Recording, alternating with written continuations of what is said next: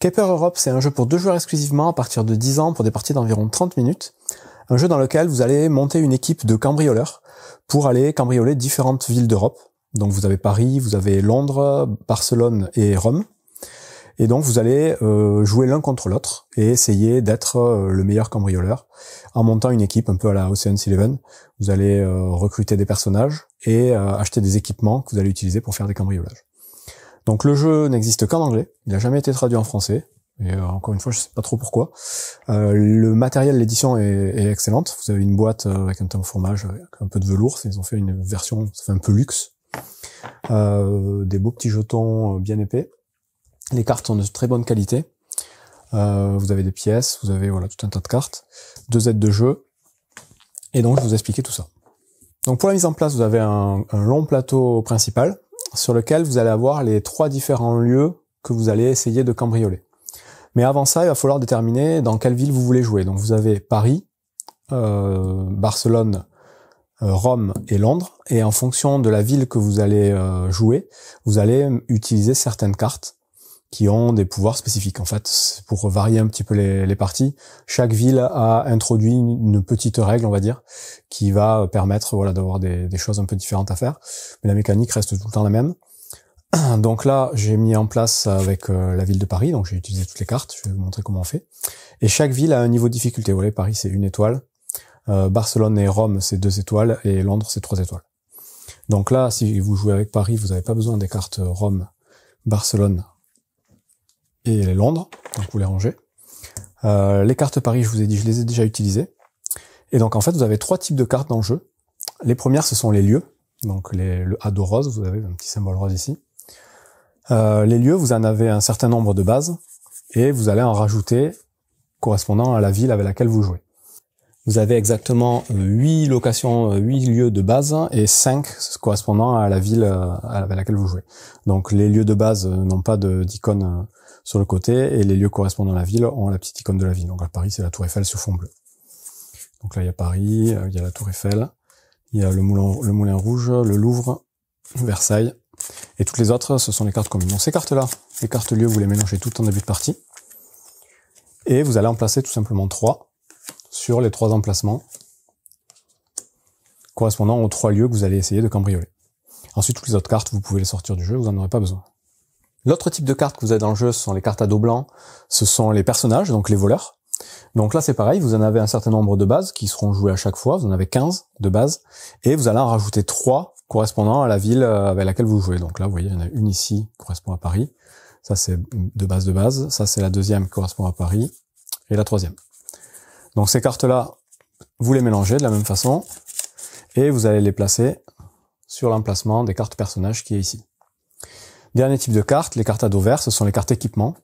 Et là, exactement dans le même principe, vous avez 30 équipements de base auxquels vous allez rajouter 6 équipements correspondant à la ville. Donc, même façon, même icône, vous avez pour différencier et pour ranger les cartes après. Donc ces cartes-là, hop, vous les mélangez aussi. Vous les placez en tas ici. Une fois que vous avez fait ça, vous avez un petit marqueur de compte-tour que vous allez mettre sur la case intro ici, entre les 2 tas de cartes. Vous allez avoir ensuite des petits pions, des petits marqueurs, donc pour savoir qui est en train de réussir le cambriolage. Donc là, en fait, au début, on le met au milieu de la piste, et en fonction de ce qu'on va jouer, on va essayer de faire rapprocher le marqueur de notre côté pour réussir le cambriolage. Donc celui qui aura le marqueur de son côté à la fin de la partie aura réussi le cambriolage dans le lieu en question. Et enfin, on va avoir 4 petits icônes de biens à voler. Donc vous avez les peintures, les diamants et les antiquités. Donc ça, ces jetons, vous les mélangez tous en début de partie, vous les placez aléatoirement, 4 sur chaque lieu à cambrioler. Et vous avez aussi, 10 pièces d'or que vous mettez à côté du plateau. Au début, on commence avec 0 pièce d'or, chaque joueur n'a pas de pièce d'or, mais on va pouvoir en récupérer. Vous avez un petit bloc-notes pour compter les points en fin de partie, on met de côté pour l'instant, et une aide de jeu recto-verso par joueur, qui vous explique les différents types de cartes et le principe de collection des objets à voler. Et donc là, on est prêt à commencer la partie. Donc une partie de Caper Europe va se jouer en exactement 6 tours, que vous avez représentés ici, donc chaque case égale un tour. Et à chaque tour, vous allez jouer avec un type de carte spécifique. Donc premier tour, ça va être les cartes personnages. Deuxième tour, les cartes équipements, puis repersonnage, équipement, on va alterner comme ça jusqu'au dernier tour, ce sera des équipements.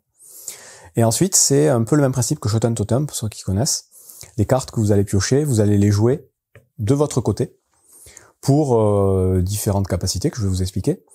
Mais c'est ce qui va vous permettre d'essayer voilà, de remporter le cambriolage du lieu en question. Vous voyez qu'en face de chaque lieu, vous avez 3 petites flèches, donc de part et d'autre pour chaque joueur. Ça veut dire que vous allez pouvoir faire 3 colonnes de cartes sur chaque lieu pour pouvoir essayer de remporter le cambriolage. Donc la première chose à regarder au début du tour, c'est où se trouve le personnage. Donc premier tour, il est tout en haut. Et on regarde le petit icône qui est à côté du personnage. Ça va vous donner 3 indications. La première, c'est le type de carte à piocher. Donc là, les cartes blanches, la couleur. Ensuite, c'est le nombre de cartes à piocher. C'est le nombre de petits points. Donc premier tour, ce sera 4 cartes par joueur. Donc 4 cartes pour le premier joueur, 4 cartes pour le deuxième joueur. Et ensuite, ça vous dit quel joueur va commencer à jouer. Donc là, c'est le joueur pointé par la flèche. Donc ça, ce serait plutôt moi. Donc une fois qu'on a récupéré ces cartes personnages, on va les regarder. Le premier joueur va en jouer une donc sur un des emplacements. Donc emplacements en tout, il y en a 9, 3 par lieu, comme je vous ai montré tout à l'heure. Et faire éventuellement la petite action qui correspond. Ensuite, c'est le joueur d'en face avec ses 4 cartes qui va aussi poser un personnage. Et une fois qu'on aura fait ça chacun, on va passer les 3 cartes qui nous restent à notre adversaire, donc un principe de draft.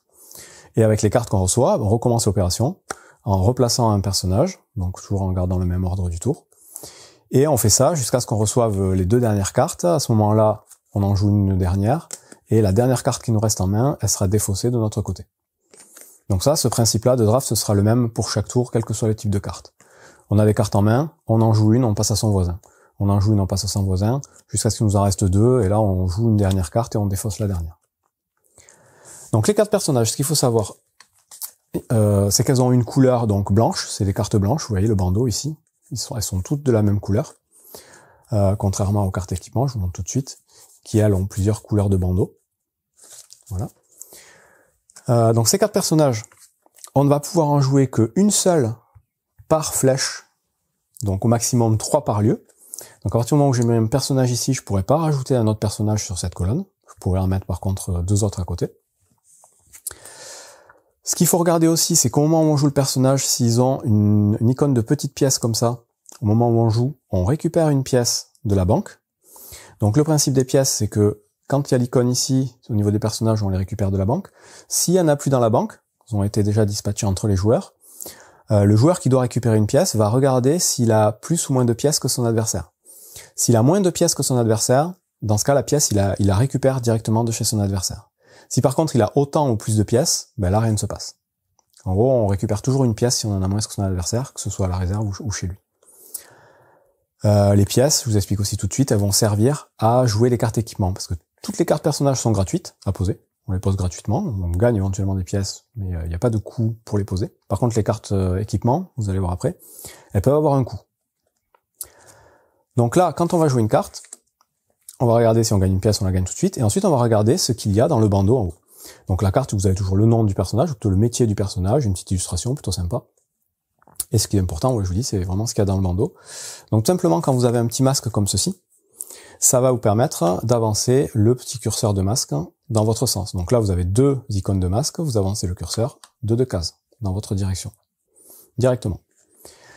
Ensuite, vous avez des cartes conditionnelles, donc par exemple celle-ci. Il y a l'icône de masque aussi, mais par contre là, il y a une petite carte au-dessus. Ça veut dire que vous allez avancer le marqueur de masque de votre côté par carte violette que vous aurez joué dans ce lieu.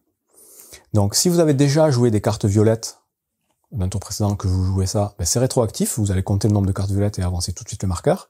Si vous n'en avez pas encore joué, à partir du moment où vous avez cette carte, toutes les cartes violettes que vous jouerez vous feront avancer le marqueur. Dernier type d'icône que vous pouvez avoir, c'est des icônes avec des étoiles comme ça. Donc les étoiles, c'est les points de victoire dans le jeu. À la fin de la partie, ce sera compté, on compte pas de points de victoire en cours de partie, tout est compté à la fin. Mais là encore, vous avez des façons un peu conditionnelles de marquer des points de victoire grâce au personnage. Le plus souvent, ça va être par rapport aux cartes que vous avez jouées dans le lieu en question. Donc là, pareil, si je joue ce personnage dans ce lieu, je vais regarder les cartes correspondantes. Donc là, on vous dit que par paire de cartes, avec une carte rouge et une carte de n'importe quelle couleur, je vais gagner 3 points de victoire en fin de partie. Donc là, j'ai tout intérêt à jouer des cartes rouges et éventuellement d'autres cartes pour faire des paires et gagner 3 points par carte. Celui-ci, il vous dit que vous allez gagner en fin de partie 1 point de victoire, donc une étoile, par jeton objet à voler que vous aurez récupéré en fin de partie, quel que soit son type. On peut regarder les autres icônes qu'on peut trouver. Donc vous voyez, vous avez le même principe de carte. Là, ça vous dit que quand vous jouez cette carte, vous allez pouvoir gagner un des objets à voler directement dans le lieu. Donc là, l'objet de votre choix, parce qu'il y a un point d'interrogation. Vous prenez un des 4 objets ici et vous le récupérez. Ici, c'est des points en fonction des les masques. Cette icône-là, ça veut dire que toutes les cartes bleues que vous jouerez dans votre lieu seront immunisées contre le lance-flamme. Le lance-flamme, je vais vous l'expliquer après, c'est un des équipements qui va permettre d'interagir avec les cartes de l'adversaire pour lui enlever des cartes. Bon, ça, c'est pour avoir l'immunité, je vais y revenir. Et voilà, c'est à peu près tout pour les cartes personnages au niveau des icônes. Donc cette icône-là, je vous dis, c'est pour récupérer des objets. Là, il y a un point d'interrogation. Sur les cartes équipements, il peut y avoir aussi une icône bien spécifique d'objets à voler, donc le diamant, la peinture ou les antiquités. Et dans ce cas-là, vous devrez récupérer obligatoirement le jeton correspondant. Et s'il n'y en a pas dans le lieu en question, ben, l'action est perdue. Donc ça, voilà, c'est les personnages. Premier tour, on récupère des personnages, on en joue 3 et on passe au deuxième tour. Deuxième tour, on avance notre petit marqueur de tour, et là on voit que on doit piocher des cartes vertes, on doit en piocher 6 chacun, et c'est le joueur d'en face qui va commencer. Donc on prend nos 6 cartes objets, et exactement dans le même principe, le joueur d'en face va regarder ses cartes, les cartes qu'il a piochées, il va en choisir une et la jouer tout de suite. Les cartes objets, à la différence des cartes personnages, on va pouvoir en jouer uniquement sur les lieux dans lesquels il y a déjà un personnage, parce que les objets ils se jouent sur les personnages obligatoirement, ils ne peuvent pas se jouer sur un emplacement vide. Et on va pouvoir jouer au maximum 3 objets par personnage. Donc là on va pouvoir en rajouter plusieurs sur un même personnage. Autre différence avec les personnages, comme je vous disais tout à l'heure, c'est que les objets peuvent avoir un coût. Donc vous voyez ces 3 cartes ici là, elles n'ont pas de coût, il n'y a rien écrit en haut à gauche, donc on peut les jouer gratuitement. Par contre, celles-ci, elles ont un coût, $2, $2, $1. Donc là, il faut avoir les pièces de disponibles pour pouvoir dépenser ces pièces pour jouer les cartes. Il y a des cartes objets donc qui vous permettent directement de gagner des pièces. Donc celle-ci, elle est gratuite à poser. Si je la joue, tout de suite, je vais gagner 2 pièces. Ensuite, je passe le tas à mon voisin, le voisin me passe son tas, et on recommence l'opération avec des nouvelles cartes. Et on va pouvoir, les pièces qu'on a gagnées, les utiliser pour poser des objets supplémentaires, toujours sur des personnages obligatoirement. Donc on n'est pas obligé de jouer tout, là je fais tout sur le même lieu pour l'exemple, mais à chaque fois on choisit vraiment sur quel lieu on veut jouer, que ce soit les personnages ou les objets. On peut aller sur différents endroits. Donc les nouveaux icônes qu'il peut y avoir sur les cartes objets, c'est donc la fameuse flamme, là, c'est ce que je vous disais tout à l'heure, c'est le Blaze Blaster. Ça, c'est ce qui va vous permettre de cramer des cartes chez votre adversaire. Donc, si votre adversaire avait joué ceci, si vous, de votre côté, vous jouez un lance-flamme, alors, pas nécessairement en face de l'objet que vous voulez défausser, mais dans le même lieu, vous pouvez défausser un objet, le dernier objet posé, sur un des personnages de l'adversaire dans ce même lieu. Donc là, admettons la clé. Je pourrais très bien lui obliger à défausser cette carte en jouant mon lance-flamme. Et à chaque fois qu'on fait défausser une carte à un adversaire, il est obligé de rendre ce que la carte lui avait fait gagner. Donc là, il avait gagné un objet à voler. Quand je vais lui défausser sa carte, il va devoir rendre un objet à voler. Et par contre, il peut rendre l'objet de son choix, pas nécessairement celui qu'il avait volé. De la même façon, s'il avait joué cette carte-ci, qui lui avait fait gagner 2 pièces, si je lui crame cette carte, il va devoir rendre 2 pièces. S'il les a plus, c'est pas grave, il rend tout ce qu'il peut et la carte est défaussée. Et donc comme je vous disais, voilà, les cartes objets elles ont toute une couleur, et ces couleurs-là vont être importantes pour marquer des points souvent, et pour faire avancer éventuellement le petit marqueur. Autre icône qu'on va pouvoir trouver donc sur les cartes objets, vous avez des icônes de points de victoire directement, donc ça en fin de partie, cette icône-là ça vaut un point de victoire. Donc si vous avez cet objet dans votre côté, c'est des points de victoire. Vous voyez ce que je vous disais tout à l'heure, là vous allez, en posant cet objet dans un lieu, gagner l'objet à voler qui correspond exactement au symbole. Donc ici il y en a bien un, donc si je le joue, hop, ici, je gagne le diamant directement. Si par contre il n'y avait pas eu de diamant, ou il avait déjà été pris par l'adversaire, ben, jouer cette carte ici, ça sert à rien. Et voilà, gagner des pièces, je crois qu'on a fait à peu près le tour des différents icônes, il n'y en a pas non plus beaucoup, hein. Le jeu est quand même assez simple à jouer, mais plutôt malin. Donc, vous répétez ces opérations, donc vous voyez là au troisième tour, on va piocher uniquement 3 cartes chacun, donc on va en jouer 2 et en défausser une. Les cartes équipement, par contre, c'est à chaque fois 6 cartes. Donc on en joue à chaque fois 5 et on en défausse une. Et l'avant-dernier tour, on ne pioche que 2 personnages, et on en joue qu'un et on défausse l'autre. Donc une fois qu'on a joué les derniers équipements, ben on passe tout simplement au décompte de fin de partie. Et là, donc il y a plusieurs choses à regarder, je vais vous montrer tout de suite.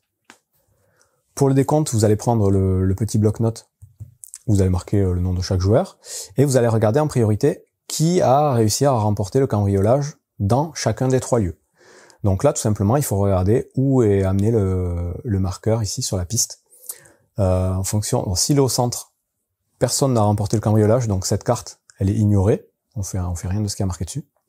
Par contre, si le marqueur est d'un côté ou de l'autre, ben, le joueur en question va pouvoir marquer les points de la carte. Donc vous voyez qu'il y a des points à chaque fois en haut ici. Donc chaque carte lieu a plus ou moins 2 points à cet endroit. Donc là, c'est des points de victoire directement. Et en plus de ça, vous avez des points de victoire conditionnels qui sont inscrits ici. Ben là, on vous dit que par objet peinture que vous aurez récupéré pendant la partie, donc pas nécessairement dans ce lieu, hein, c'est au total, donc tous les objets que vous avez, tous les objets peinture vous rapporteront un point supplémentaire. Donc les points de la carte, les points conditionnels, et en plus, si vous avez réussi à amener le marqueur sur la dernière ou l'avant-dernière case de la piste, vous marquez aussi 1 ou 2 points de victoire supplémentaires. Donc ça, c'est la première chose qui nous fait marquer des points. Deuxième chose, c'est les points de victoire de tous nos personnages. Donc les personnages, c'est à bandeau blanc, là, vous regardez tous les personnages que vous avez posés.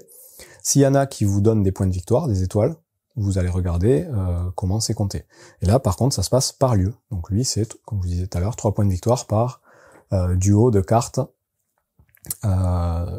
rouges avec n'importe quelle autre couleur, sauf la couleur des personnages. Donc là, j'ai une carte rouge et une autre carte, ça me ferait 3 points. De la même façon, vous allez marquer ensuite les points des cartes objets. Donc il y a des cartes objets aussi qui peuvent vous rapporter des points. Donc là, il n'y en a pas pour l'exemple, mais il y en a dans le jeu. Et enfin, vous allez gagner des points avec les différents objets que vous avez réussi à voler dans chaque lieu. Donc les icônes, les jetons ici que vous avez réussi à collectionner. Donc là, vous avez un petit rappel sur l'aide de jeu qui est tout simple. C'est chaque petit jeton comme ça seul vaut 2 points. Si vous réussissez à avoir une paire de jetons différents, ça vaut 5 points. Et si vous réussissez à avoir un trio de 3 jetons différents, c'est 9 points. Et bien évidemment, chaque jeton ne peut être comptabilisé qu'une fois dans une collection. Donc là j'aurais 9 points. Si j'avais ça en plus, ça ferait 9 plus 2. Et si j'étais, hop, comme ça, c'est un trio, une paire, ça ferait 9 plus 5.